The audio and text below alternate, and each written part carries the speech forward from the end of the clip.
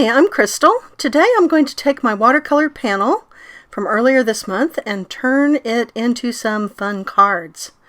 So I'm going to start off with my watercolor panel of flowers and the couple of side demonstrations, and I'm going to cut the mixed media paper down into card size panels. So I'm going with a 4 by 5 1/4. I don't end up with much waste from the mixed media panel, and I'm going to then cut down some solid cardstock in coordinating colors. So the side demonstrations were of Nuvo Shimmer Powder and using markers on a solid stamp.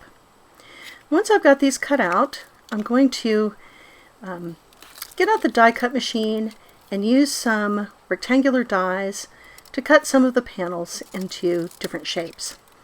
I have the die cut machine and I have the dies, so why not? Certainly not necessary, but I think it's a nice finishing touch on a couple of the cards. I'm also going to use the die cut machine to flatten out some of the watercolor pages by simply running the pages with no die through the die cut machine.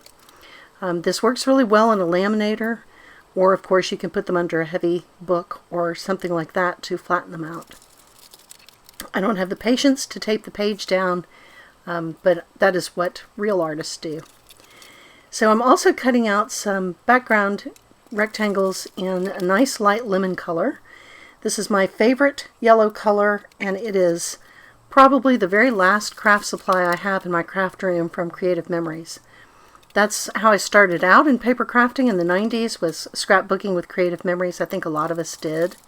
But I think that package of my favorite lemon cardstock is just the very last vestige of that time in my crafty life. Once I've got the rectangles cut out, I'm going to use the same solid color cardstock as well as some other scraps on my desk to cut out some layered greetings. So the layered greeting I'm using is from Pink Fresh.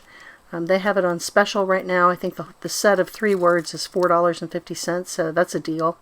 And I will link that in the description box. So once I've got everything cut out, I'm going to go ahead and assemble my layered greetings. That is much easier if you use a needle nose glue bottle, although it doesn't really matter what kind of glue you have inside. And then I'm going to see how I like my combinations. So I'm pretty happy with them, but I have 3 cards or card fronts in progress that look very much like one another. So I want to do a little something to each of them so they are unique. So I'm going to take the first card front, and I'm going to get it onto a little bit of brown paper just to protect my work surface, and I'm going to spray this with some homemade shimmer spray. So this is just Perfect Pearls and Pearl mixed with a little bit of water in an empty spray bottle, and I'm going to spray that all over the panel and then set it aside to dry. The second one, I'm going to use some Temu metallic watercolor to put a little bit of spatter on it. And I'm going to put the description that you would need to search on Temu in the description box. I'm not going to put the link because they're about 9 miles long and I just refuse. But I'm just going to mix that up, a little bit of water in the metallic watercolor, put it on my brush, and then tap the brush with my finger to make that spatter. If you want a really fine spatter, the tool that I really recommend for that is a discarded toothbrush. That will get you really, really fine flecks.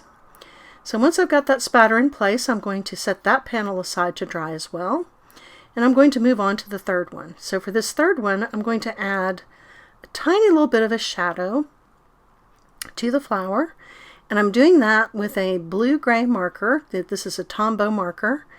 And I'm just going to selectively outline a little bit of my flower as if the sun was shining down on it to give it a little bit of a 3D effect. So it's a very fine line on just part of each flower, which will give a very subtle and natural looking shadow. These flowers aren't terribly natural looking, so I probably could have been a little bit more exaggerated with the shading, but I went for a very subtle shadow. Once I've got the marker where I want it on the flowers, all we need to do is take a damp paintbrush and then blend out that little bit of marker. These Tombow markers blend really nicely, and so just a little bit of water on the paintbrush is plenty to blend out that shadow, and it is a very subtle effect. I do think it is a nice effect, and I think it's worthwhile if you want to try adding a little bit of shadow to your watercolor. Now my flowers are heat embossed, so there is no danger that I'm going to run my paintbrush into the paint on the flower and reactivate it.